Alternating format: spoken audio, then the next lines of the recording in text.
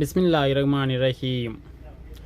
செலுத்தப்படும் இடம் நோக்கி செல்லும் கடிவாளமுள்ள ஒட்டகத்தை போன்றவர் என்று நபி ஸல்லல்லாஹு அலைஹி வஸல்லம் அவர்கள் யாருக்கு உதாரணம் கூறினார்கள்? அதாவது சத்தியத்திற்கு கட்டுப்படும் இறையச்சவாதி ஆவார்.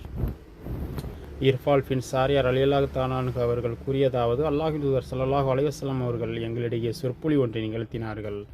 அதை கேட்டு எங்கள் கண்கள் கண்ணீரை சிந்தின, எங்கள் உள்ளங்கள் எல்லாம் அஞ்சி நடுங்கின. அப்போது நாங்கள், இது விடைபெற்று செல்லும் ஒருவர் கூறும் அறிவுரையை போன்றுள்ளது. அல்லாஹ்வின் தூதரே, தாங்கள் எங்களிடம் இறுதி விருப்பமாக என்ன சொல்லப் போகிறீர்கள் என்று கேட்டோம்.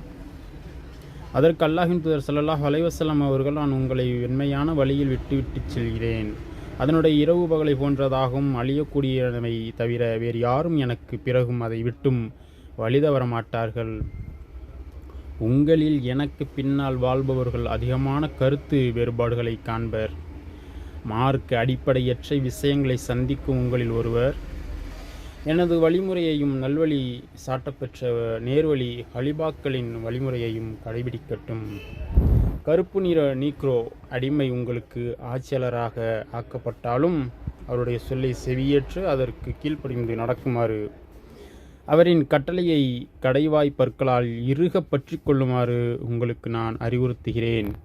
ஏனெனில் இறை நம்பிக்கையாளர் என்பவர் சத்தியத்துக்கு கட்டுப்படுவதில் செலுத்தப்படும் இடம் நோக்கி செம்மையாக செல்லும் கடிவாளமுள்ள ஒட்டகத்தை போன்றவர் ஆவார் என்று அவர்கள் கூறினார்கள்.